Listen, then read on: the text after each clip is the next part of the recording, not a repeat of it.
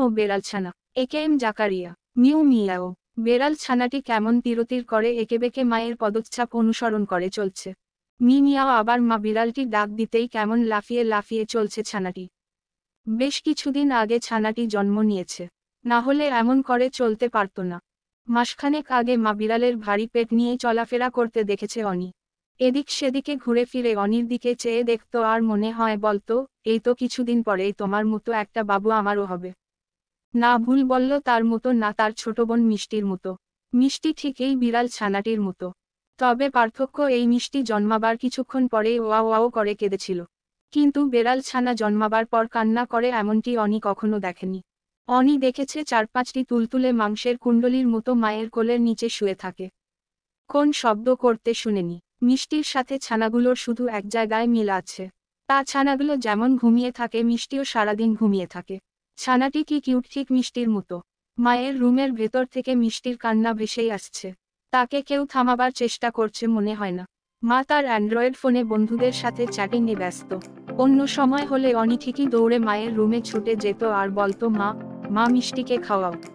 কিন্তু আজ আর ওদিকে গেল না, কারণ আজ তার মন ভালো নেই। অনি রেসিডেন্সিয়াল মডেল স্কুলে ইংলিশ ভার্সনে স্ট্যান্ডার্ড 2-তে পড়ে। বাবা ব্যাংকার আর মাও চাকরি করত। মিষ্টি হবার কিছুদিন আগে মা তার চাকরি ছেড়ে দিয়েছেন। মায়ের চাকরি ছাড়া নিয়ে বাবা মায়ের কথা কাটাকাটি বসুচা ঝগড়া ছিল অনিদের বাসায় একসময় নিত্য নৈমিত্তিক ঘটনা।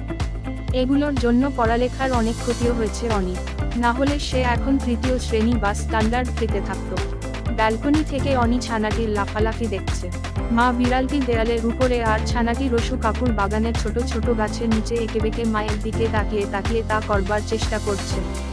অনির ভীষণ হাসি পেল আর মা বিড়ালটি যেন তার দিকে রেগে গড়মড় করে বলতে চাইছে, খবরদার, আমার ছেলের পড়ার সময় একদম ডিস্টার্ব করা চলবে না। অনি প্রায়ই বারান্দার এই ব্যালকনিতে এসে দাঁড়ায়। ওর ভীষণ ভালো লাগে রসু কাকার ছোট্ট বাগানটাকে। উপর থেকে মাটি বেশ পরিষ্কার দেখা যায়। রসু কাকা প্রায়ই খালি পায়ে এদিককার মাটি ওদিকে করেন আর ওদিকের মাটি এদিকে।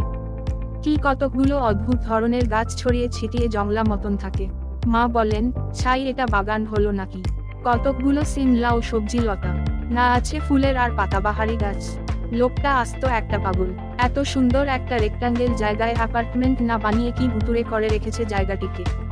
তবে অনির বেশ ভালো লাগে রসু কাকার বাগানটা ও রসু কাকাকেও। মাঝে মধ্যে কাকার সঙ্গে বেশ কথাও হয়। কিন্তু মা যেদিন ঘরে থাকবে সেদিন ভুলেও ওদিক পা মারাবে না। অনি লক্ষ্য করলো বিড়াল ছানাটির সাথে মিষ্টির মুখের সঙ্গে অনেকটাই মিল। বিড়াল ছানাটি কেমন মা বিড়াল পিছু পিছু লেগেই থাকে আর মিষ্টি সারাক্ষণ বিছানায় শুয়েই থাকে। কখনো যদিও বা হাসে, কান্না করে তার চাইতে বেশি। অনি ভাবে, আহা, মিষ্টি যদি এই বিড়ালের পেটে জন্ম নিত তবে আর তাকে শুয়ে থাকতে হতো না।